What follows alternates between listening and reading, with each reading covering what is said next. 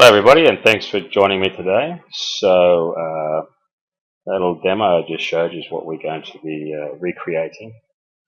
I'm going to show you how you can bring your letters in and flip them around and basically do whatever it is you wish to do with them. So let's get moving. So grab your piece of footage. I'm using stills. You don't have to, but it just is easier for the tutorials. But you can do it on anything you want. So drop whatever it is you're going to be using onto your timeline, grab your filter Boris and drop it onto your footage. Double click, attributes, custom filters. Okay, so here we are. We're in our main interface. So we're going to type in our word. So I'm going to type in world. Now I've already obviously picked my style of font and colors and so forth. I would suggest always get your letters ready first. Pick the look and feel of them, and then once you're happy with it, update it, and then do whatever effect that you wish to have on your letters. Okay. For starters, I wish to make this larger, so I'm going to make sure I'm on my first keyframe. My lock is on, so if I move any of these sliders, it all will come up together. Okay. I'm happy with that.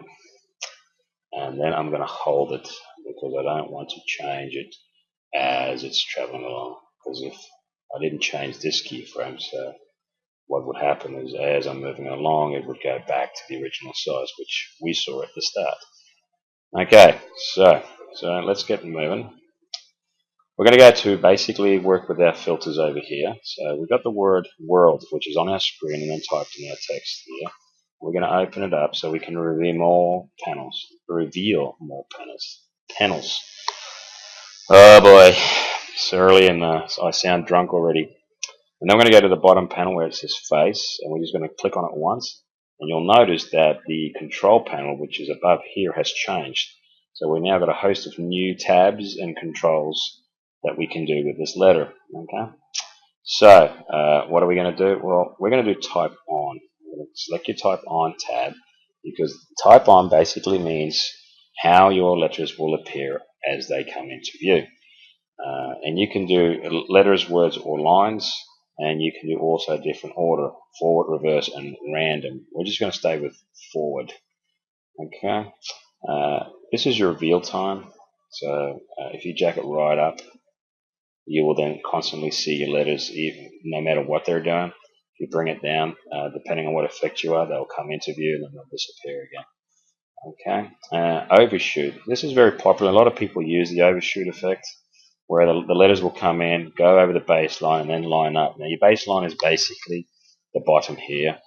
So if I was to move this up and then bring this down, I'll just give you a quick view. You see as the letters disappear, I'll just change the position slightly, and then as you can see how it shoots over, and then you'll watch it will come back into view.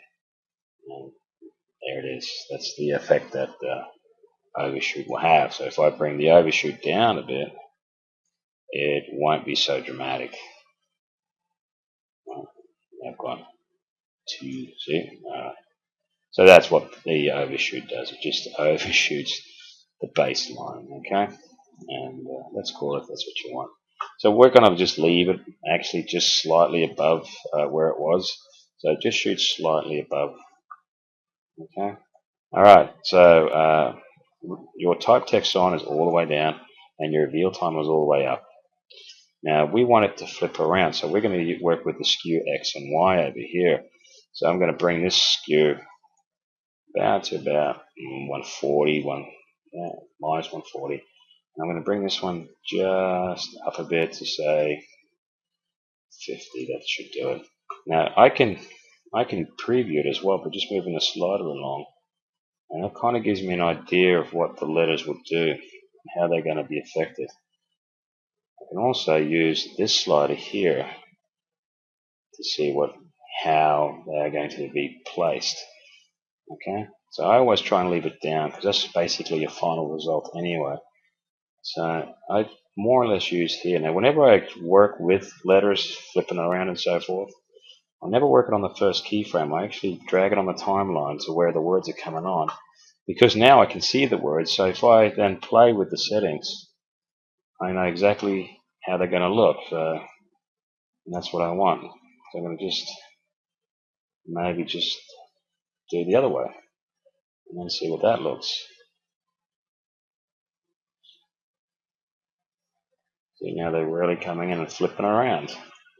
And there you go. It's that easy. So we basically just changed how the letters appear onto your footage and then just sit stationary, or whatever effect is you want. So if you're looking to play with the letters, then open your text panel, go to your face, you got your control panel here, and then from here you can do many things. You can even change it, how it comes in, or anything.